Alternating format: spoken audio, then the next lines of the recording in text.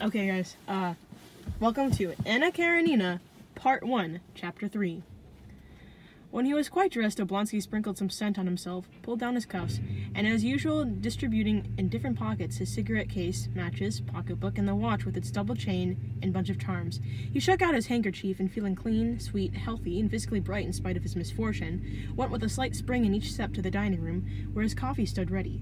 Beside the coffee lay letters and papers from the office. He read the letters, one of which impressed him unpleasantly. It concerned the sale of a forest on his wife's estate, and came from a dealer who wanted to buy that forest. This forest had to be sold, but until he was reconciled with his wife, the sale was quite out of the question.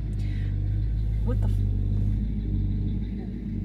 Sorry, guys, this old Chevy just... Okay, sorry.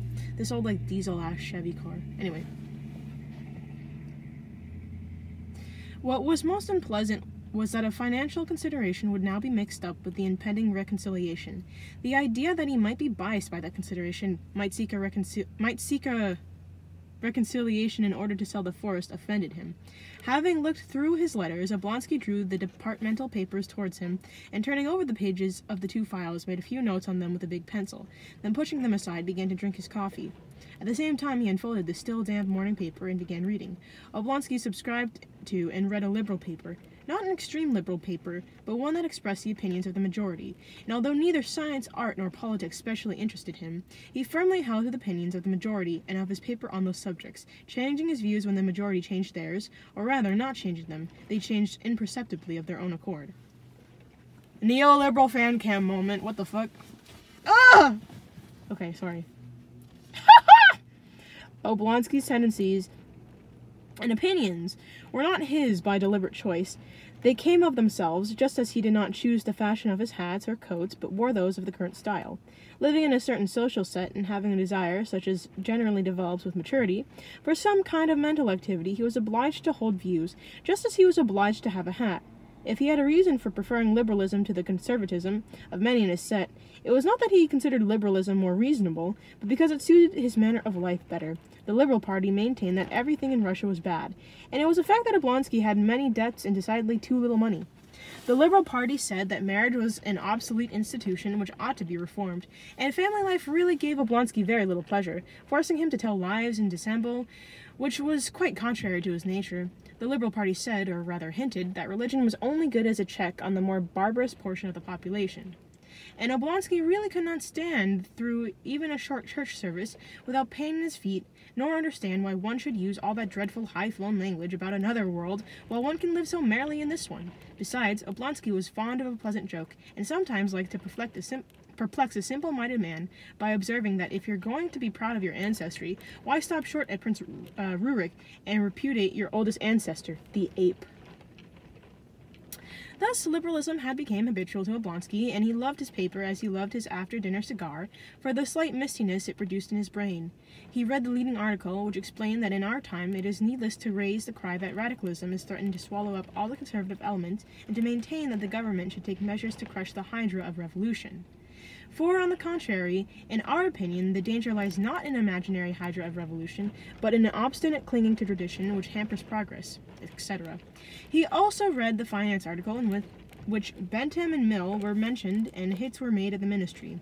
With his natural quickness of perception, he understood the meaning of each hit, whence it came, for whom it was meant, and what had provoked it, and this, as usual, gave him a certain satisfaction. But today the satisfaction was marred by the memory of Matrina Filimonova's advice. Filimonovna! Bitch, I can't! With these stupid-ass names.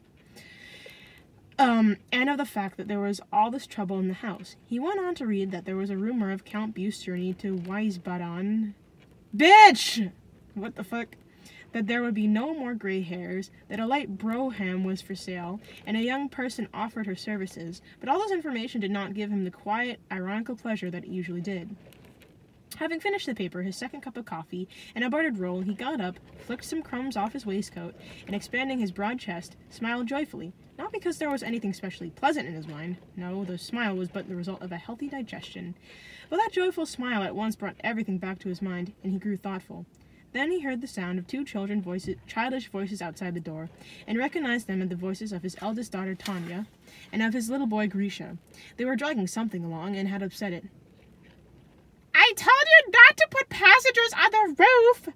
the girl shouted in English. "Now pick them up!" "Everything is disorganized," thought Oblonsky. "Here are the children running wild, and going to the sorry. And going to the door, he called them in. They left the box, which represented a train, and came to their father.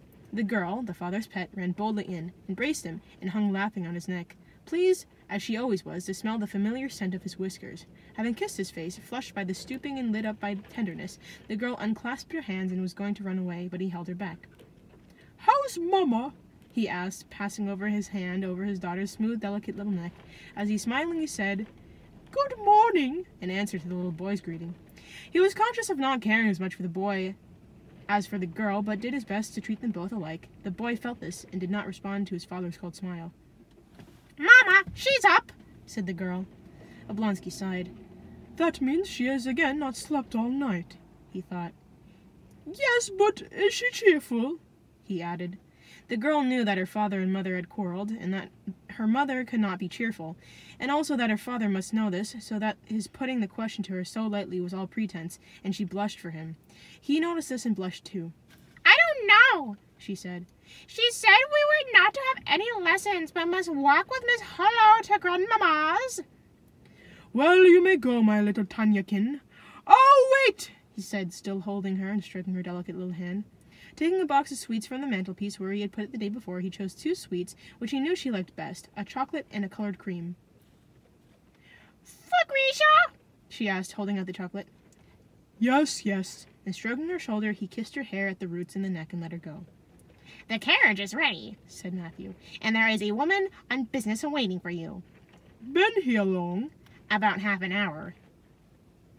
"How often must I tell you to let me know at once when anyone is here?" "But I must give you time to finish your coffee," answered Matthew in his friendly, rude tone, with which it was impossible to be angry. "Well, ask her in at once," said Oblonsky, his face wrinkling with vexation. The woman, widow of a petty official named Karenina, was petitioning for something impossible and absurd, but nevertheless Oblonsky, with his usual politeness, asked her to sit down and heard her attentively to the end, gave her full instructions on how and whom to apply, and even wrote briskly and fluently in his large, graceful, and legible hand a little note to a personage who might be of use to her. Having dismissed her, he took his hat and paused to consider whether he had forgotten anything. He found he had forgotten nothing but what he wanted to forget, his wife. "Oh, yes." His head drooped, and his handsome face became worried.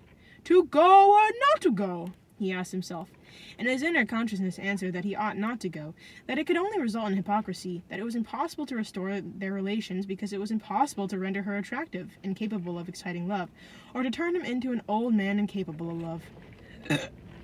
Sorry, guys. Nothing except hypocrisy and falsehood could now result, and these were repugnant to his nature. Nevertheless, it will have to be done sooner or later. After all, things can't remain as they... Nevertheless, it will have to be done sooner or later. After all, things can't remain as they are, he said, trying to brace himself. He expanded his chest, took out a cigarette, lit it, took 2 whiffs, then threw it into a pearl-shell ashtray, and crossing the drawing room with rapid steps, he opened the door which led to his wife's bedroom.